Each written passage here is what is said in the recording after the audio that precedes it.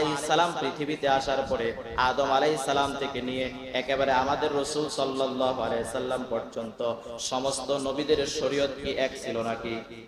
কথা কোন এক না, সমস্ত নবীদের শরীয়ত এক ছিল না। হযরত আদম আলাইহিস সালামের শরীয়ত হচ্ছে একটা, আর আমাদের নবী মুহাম্মদ সাল্লাল্লাহু আলাইহি সাল্লামের শরীয়ত হচ্ছে আরেকটা। যেমন আমি আপনাদেরকে একটু বোঝায়া দেই, হযরত আদম আলাইহিস সালামের শরীয়তে এক মায়ের পেটের বোনকে বিবাহ করা জায়েজ ছিল। কথা ঠিক কিনা বলেন? বিবাহ নিয়ে হাবিল কাবিল ঝগড়া করছে না, পৃথিবীর সর্বপ্রথম মার্ডার করছে। তাহলে আদম আলাইহিস সালামের শরীয়তের মধ্যে এক মায়ের পেটের আপন বোনকে বিবাহ করা জায়েজ ছিল। এখন যারা বলে যে আদম আলাইহিস সালামকে সম্মানসূচক সেজদা দেই, আদমের শরীয়ত যদি তোমরা মানতে চাও, তাহলে আমিও তাদেরকে বলতে চাই, যদি তোমরা আদমের শরীয়তই মানো, বাহিরে যাওয়ার দরকার নাই, ঘরের লোক ঘরেই রাইখা দাও, নিজের মায়ের পেটের বোনকে বিয়া করে ঘরের ভিতরে রাইখা দাও। ঠিক কিনা? তারা যদি এই কথা বলতে পারে, আমি বলতে পারি না। তার মানে আমার প্রিয় ভাইরা, হযরত আদম আলাইহিস সালামের শরীয়ত আর আমাদের রাসূলের শরীয়ত এক না, দুই শরীয়ত আলাদা।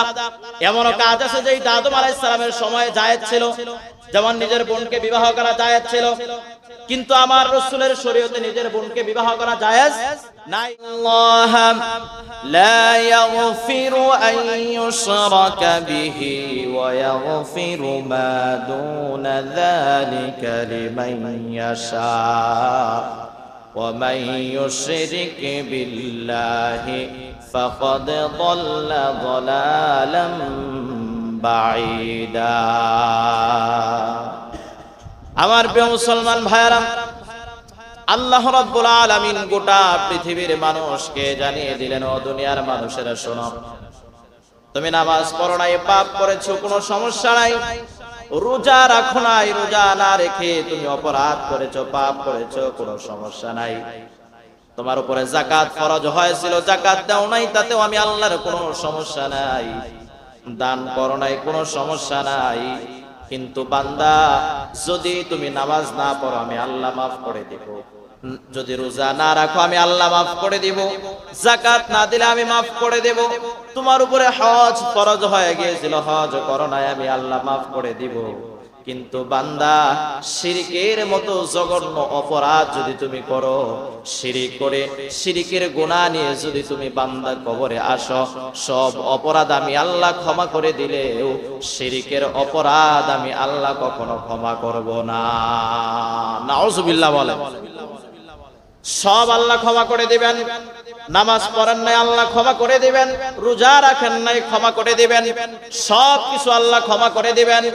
কিন্তু যদি শিরকের গুনাহ নিয়ে কবরে যান, শিরকের মতো জঘন্য অপরাধ যদি আপনি করেন, শিরকের গুনাহ নিয়ে যদি কবরে যান, আল্লাহ বলেন সব ক্ষমা করে দিব, কিন্তু বান্দার শিরিক আমি আল্লাহ কখনো ক্ষমা করব না।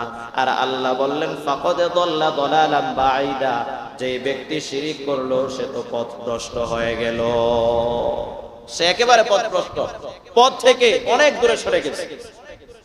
আবার আল্লাহ তাআলা বলেন ইন্নাল্লাহা লা ইয়াগফিরু আন ইউশরাকা বিহি ওয়া ইয়াগফিরু মা দুনা যালিকা লিমান ইয়াশা ওয়া মান ইউশরিক বিল্লাহি ফাকাদ ইফতারা ইসমান আযীমা। আল্লাহ রাব্বুল আলামিন বললেন এখানে, বান্দা সব আমি আল্লাহ ক্ষমা করে দেব, কিন্তু শিরিক করে আইসো না, শিরিক করলে আমি আল্লাহ ক্ষমা করব না।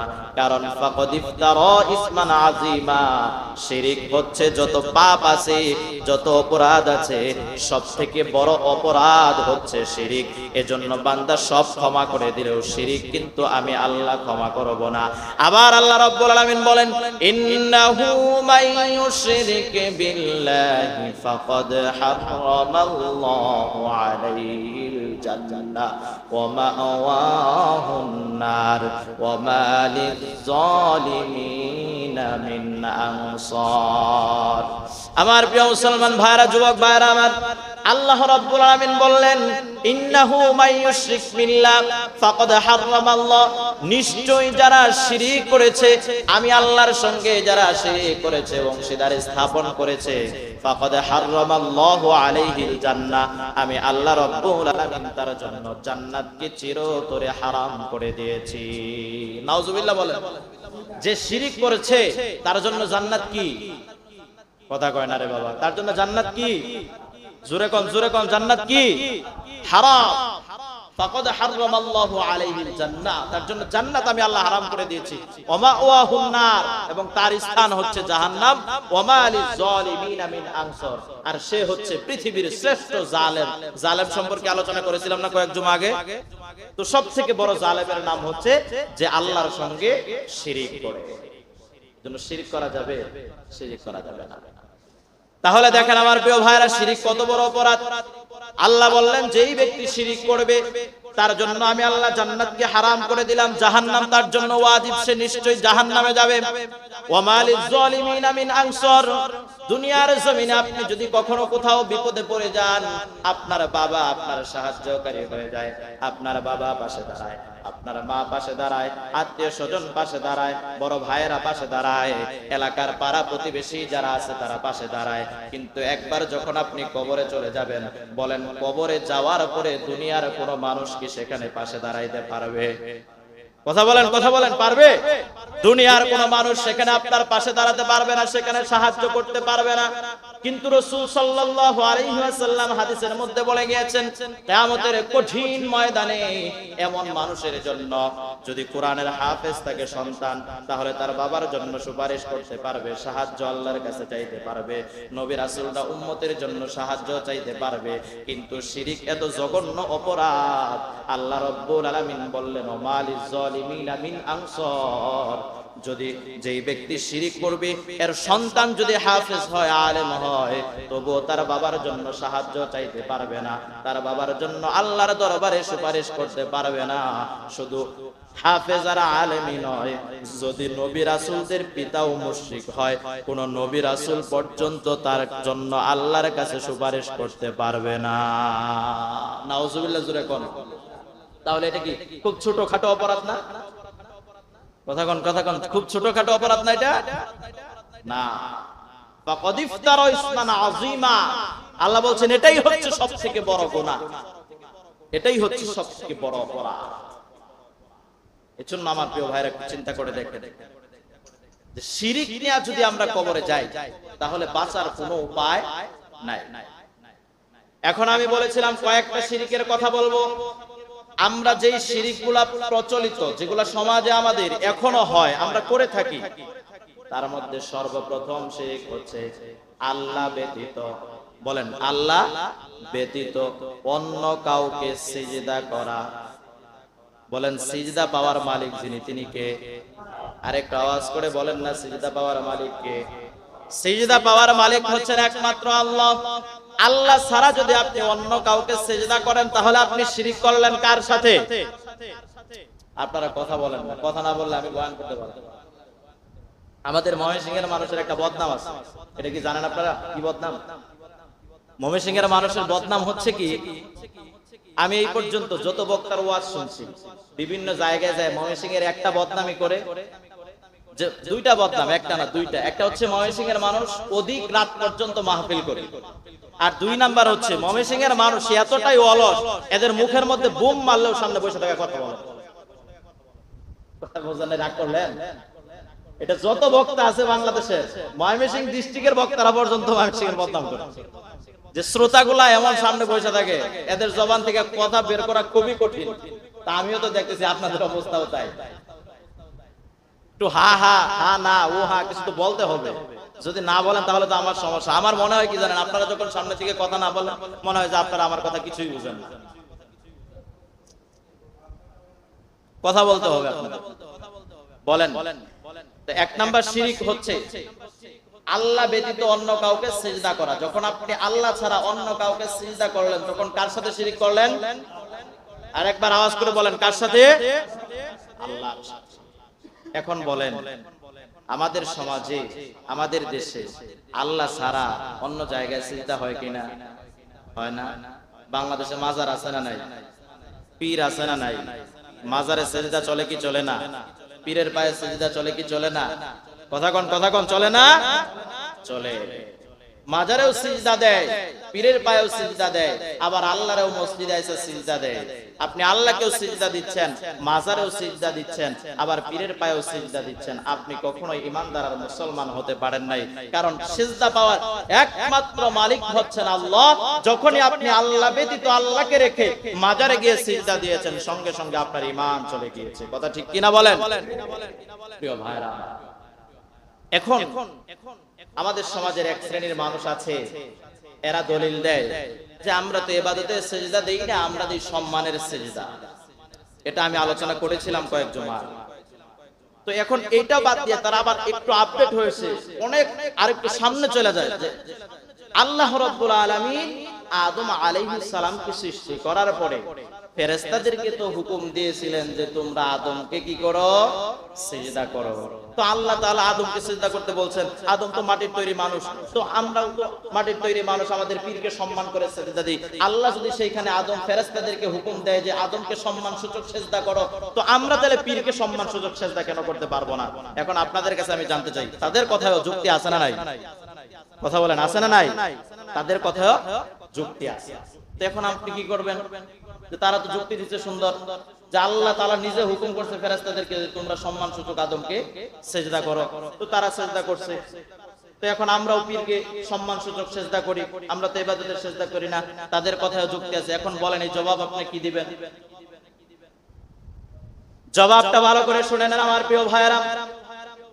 আল্লাহ রাব্বুল আলামিন আদম আলাইহিস সালামকে সৃষ্টি করার পরে যখন ফেরেশতাদেরকে বললেন তোমরা আদমকে সিজদা করো, বলেন এই ঘটনা কি দুনিয়ায় ঘটছে, জমিনে ঘটছে, নাকি জান্নাতের ভিতরে? কোথায়? দুনিয়ায় না জান্নাতে? হ্যাঁ, জান্নাতের ভিতরে। এই ঘটনা তো দুনিয়ার ঘটনা না, এই ঘটনা হচ্ছে জান্নাতের ঘটনা।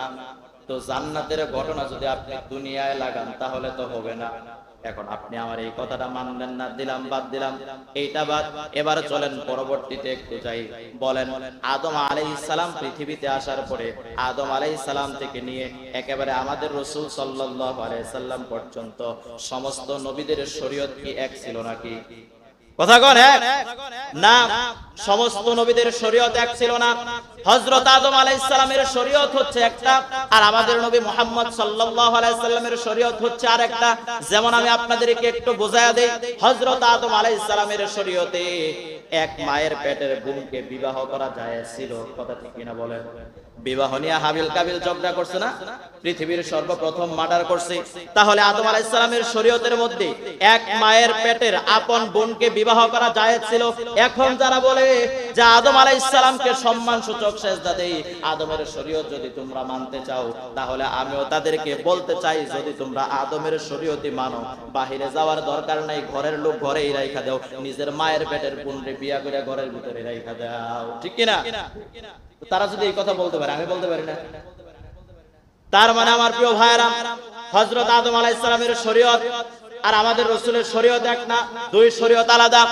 এমনও কাজ আছে যে আদম আলাইহিস সালামের সময় জায়েজ ছিল, যেমন নিজের বোনকে বিবাহ করা জায়েজ ছিল, কিন্তু আমার রাসূলের শরীয়তে নিজের বোনকে বিবাহ করা জায়েজ নাই। এখন এটাও যদি আপনি না মানেন, বাদ দেন। এবার চলেন পরবর্তীতে যাই। এখন আপনারা বলেন আমার প্রিয় ভাইরা, জান্নাতের ভিতরে যে ফেরেশতারা আদম আলাইহিস সালামকে সিজদা করেছিল, এই ঘটনা কি আমরা সবার আগে জানছি নাকি সাহাবায়ে কেরাম আগে জানছে? কথা আপনারা বুঝতেছেন না? এই ঘটনা কি আমাদের কাছে আগে আসছে না সাহাবীদের কাছে আগে আসছে? সাহাবীদের কাছে আগে আসছে। তাহলে বলেন এত সুন্দর ঘটনা জানার পরেও এখন আপনারা বলেন আমার রাসূলকে আমরা বেশি সম্মান করি, আমরা বেশি মানি, বেশি ভালোবাসি, নাকি আমাদের থেকেও সাহাবায়ে কেরাম বেশি ভালোবাসে? আমাদের থেকে শত শত গুণে সাহাবায়ে কেরাম বেশি ভালোবাসে। কেমন ভালোবাসে আমার নবীকে সাহাবায়ে কেরাম? হযরতে আবু বকর রাদিয়াল্লাহু তাআলা আনহুকে আল্লাহর নবী বিশ্ব নবী মুহাম্মদুর রাসূলুল্লাহ সাল্লাল্লাহু আলাইহি ওয়াসাল্লাম শুধুমাত্র একদিন বলেছিলেন, আবু বকর আপনি আমার হিজরতের সঙ্গী হবেন। যেই দিন আমার নবী যেই কথা বলেছেন, সেই দিন থেকে নিয়ে হিজরতের রাত পর্যন্ত হযরতে আবু বকর রাদিয়াল্লাহু তাআলা আনহু একটা রাতের জন্য বিছানার মধ্যে পিঠ লাগান নাই যে আমি যদি আজকে রাতে ঘুমায়া যাই আমার নবীজি আমার দরজায় এসে দাঁড়াবে, আমার দরজা খুলতে দেরি হয়ে যাবে, কাফের বেঈমানেরা আমার রাসূলকে আঘাত করবে, আমি আবু বকর এটা সহ্য করতে পারবো না। এজন্য আবু বকর 6টা মাস পর্যন্ত দরজার সঙ্গে হেলান দিয়ে তিনি দাঁড়ায়া ছিলেন, কোনদিন তিনি বিছানার মধ্যে পিঠ লাগান নাই।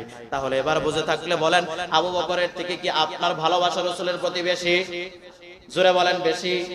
আবু বকরের থেকে তো রাসূলের প্রতি ভালোবাসা আপনার বেশি না? তাহলে এবার বুঝে থাকলে বলেন, এমন একটা প্রমাণ দেখান আপনার থেকে রাসূলকে আবু বকর বেশি ভালোবাসতো, কিন্তু আবু বকর আমার রাসূলকে জীবনে কোনোদিন একটা সিজদাও দেন নাই। আর যদি সিজদা সম্মান সূচক সিজদা, তাজিমি সিজদা এটা জায়েজই হতো, তাহলে পৃথিবীর সবথেকে বেশি সিজদা পেতেন আমার রাসূল, ঠিক কি না? কারণ প্রত্যেকটা সাহাবায়ে কেরাম রাসূলের কদমে পড়ে থাকতেন। আর আপনি দলিল দেন যে সম্মান সূচক সেজদা দেই।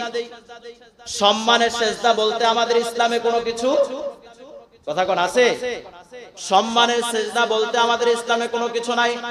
অতএব যারা বুঝাইতে যায় আমরা সেজদা দেই সম্মানের সেজদা, পীরকে ভালোবাসি, পীরকে ভালোবেসে সম্মানের সেজদা দেই, মাজারকে ভালোবাসি, মাজারকে ভালোবেসে সম্মানের সেজদা দেই, ওলি আল্লাহকে ভালোবাসি, ওলি আল্লাহকে ভালোবেসে সম্মানের সেজদা দেই, আমার প্রিয় মুসলমান ভাইরা এটা সম্মানের সেজদা না, আল্লাহর ভাষায় রাসূলের ভাষায় এটা হচ্ছে শিরকের সেজদা, ঠিক কি না? এটা হচ্ছে সম্পূর্ণ স্পষ্ট শিরক।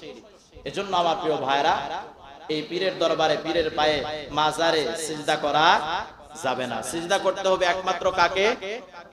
জবানটা খুলে আওয়াজ করে বলেন কাকে? সম্মান একেবারে সিজদা করতে হবে একমাত্র আল্লাহকে, আল্লাহ ছাড়া কাউকে সিজদা দেওয়া যাবে না।